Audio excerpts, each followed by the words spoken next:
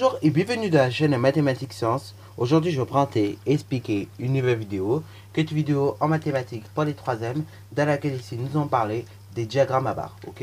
Et alors, on peut dire diagramme à barres, on peut aussi dire graphique à barres. Donc là, on va parler des graphiques à barres ou des diagrammes à barres. Et donc là, dans cette vidéo, nous allons voir le cas où, justement, nous avons que des effectifs et des valeurs simples. Ok. Mais après, bien évidemment, on verra le cas aussi avec des classes. Ok, comment on peut construire un diagramme à barres avec des classes. Là, pour l'instant, on va voir comment on peut construire un diagramme à barres avec des valeurs tout simplement. Ok, voilà. Alors, un diagramme à barres, ça ressemble à ça. Voilà.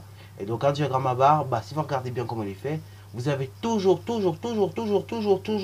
sur l'axe des ordonnées. Donc, l'axe, oui, des ordonnées. Donc, l'axe qui monte à la verticale.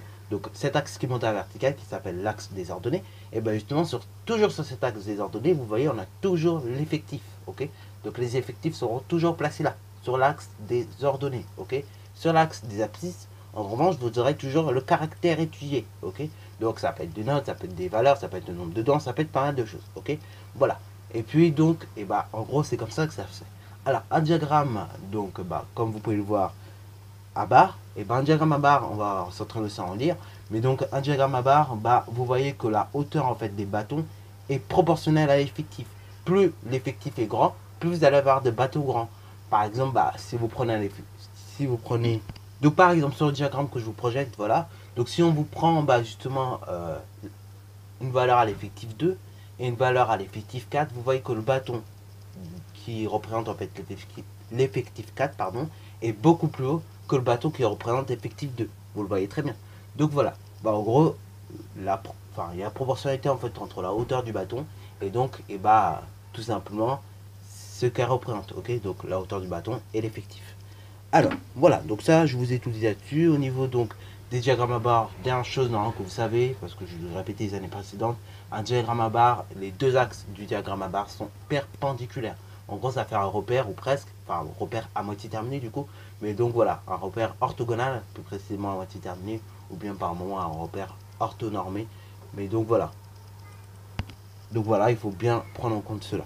Alors, du coup, c'est parti mon kiki. D'abord, on va tracer nos deux axes. Alors, nos deux axes, pour les tracer, on prend une échelle. Alors, l'échelle, c'est vous qui la choisissez en vrai. Donc, moi, je prends une échelle de sorte à ce que tout rentre. Ok. Est-ce que vous voyez tout aussi?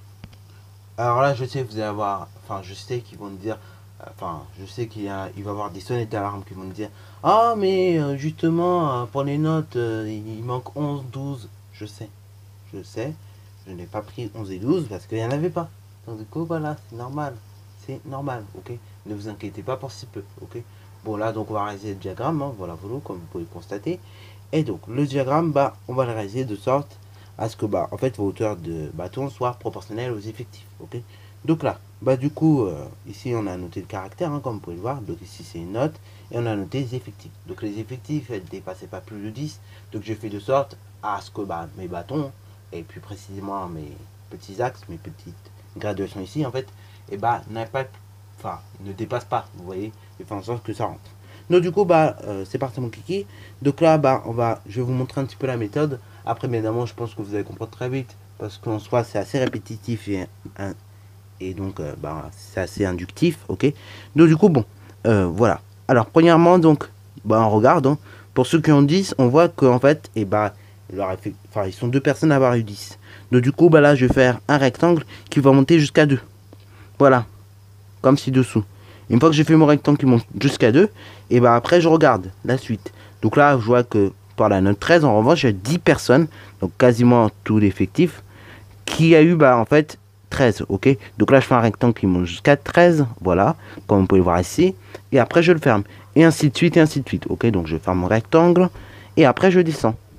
Alors après je vois que tout simplement, au niveau de la note 14, je vois qu'il y a eu la moitié qui ont eu 5, ok.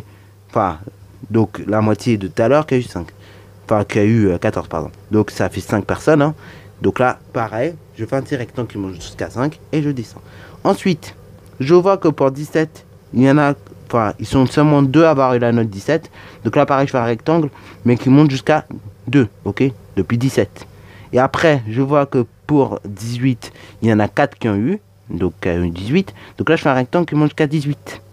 Et de même, je vois que pour 19, il y en a 6 qui ont eu donc cette tas. Donc là, je fais un rectangle qui va monter jusqu'à 19, ok. Après, je le ferme. Et là, bah, je vois que pour 20, il y a une seule personne qui a eu 20. Donc là, bah, pareil, je vais faire de même. Je vais faire un rectangle qui va monter jusqu'à 1.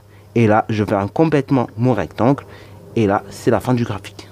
Alors, après, ce genre de graphique, comme je disais, hein, on peut très bien les colorier. En général, ils sont coloriés. Mais après, si vous n'en avez pas envie, vous n'êtes pas obligé de le faire. Là, ici, je ne vais pas le faire. Mais donc, dans le graphique d'exemple, il est très bien colorié. Voilà. Sur ce, la vidéo est terminée. Donc, si tu as bien aimé, comme d'habitude, n'hésite surtout pas à la liker, commenter et bonne annonce à toi en mathématiques et en sciences.